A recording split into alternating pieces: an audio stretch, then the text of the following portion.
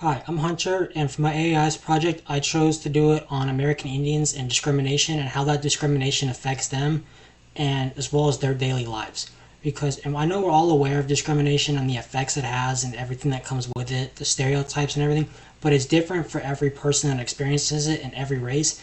And I feel like we're all aware that certain races are discriminated against more than others, but I feel like one that we all usually forget about is Native Americans or American Indians, and I feel like it's because it's one that's not really talked about. And it's important to me because I feel like everyone should have that right to be treated equally and fairly and not just based on how they look or the stereotypes that are placed on them, because not everyone of a specific race is the stereotype that that race has, because everyone is their own person and acts in their own way. And so I feel like one reason that I chose to do this is as throughout the class, throughout the whole year, one thing that really stuck with me is I never realized all the different ways that there can be discrimination within like literature and like books, especially children's books. And that's one thing I saw throughout the class and throughout the year was, especially in children's books, there's a lot of discrimination, and a lot of it came from like word choice. They would use specific words that would like discriminate, and some of these words were like obvious, but like so obvious that we sometimes just skipped over them and didn't see them.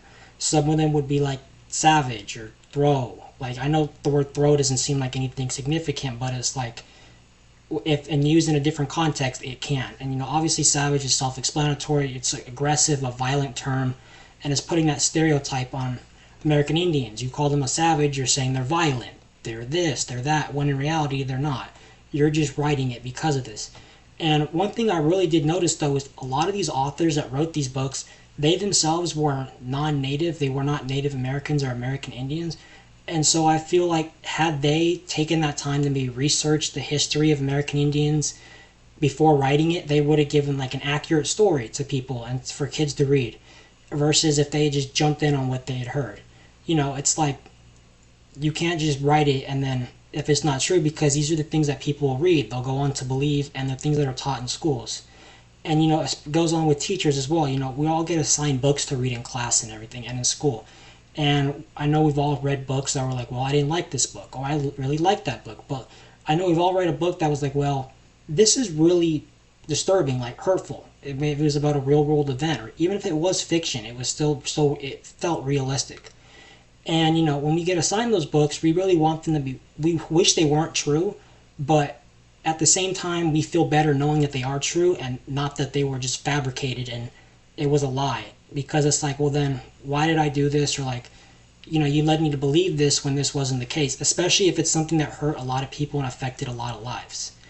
And it's something that we really need to like focus on, and teachers need to make sure that what they're assigning is what is actually going on, because it's what people will believe later on in life and what they will end up teaching to their own kids then. Another thing that I think also goes on, especially with schools, is a lot of schools I feel like in significant places are built on like American Indian land or like reservations, and they were there first, and they essentially got kicked off of that land. And and when they go back, I remember reading one article.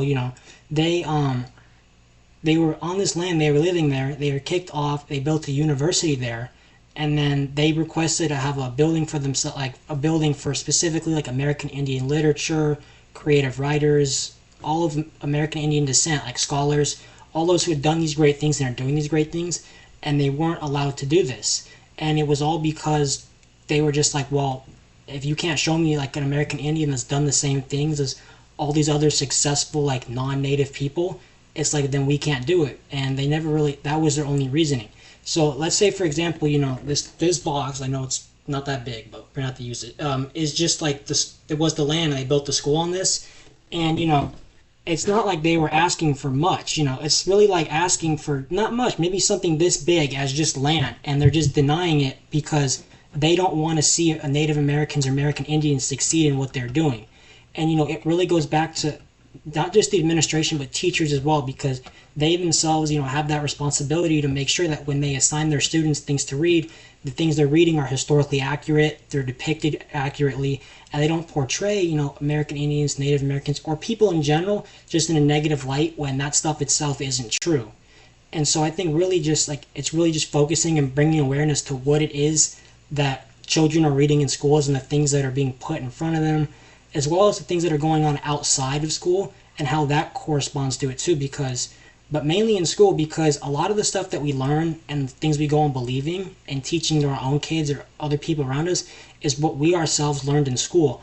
And so that's really all starts is in school as well as in our own households. But we got to focus on school because we spend most of our time there, most of our day, and that's where we're going to be influenced the most by those around us and the things that we learn.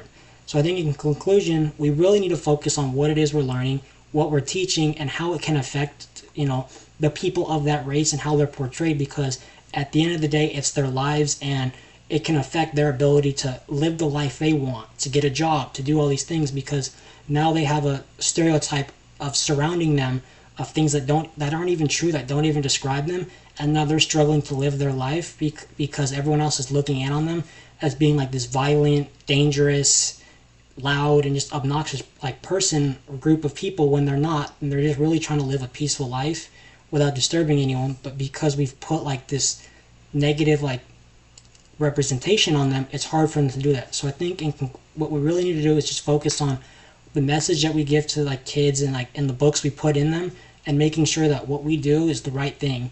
Otherwise it can because even though it's not affecting us, it's like there are other things and things later on that could affect us if that did happen to us. We really need to make sure we put ourselves in their shoes and how we would feel if that was happening to us. Thank you.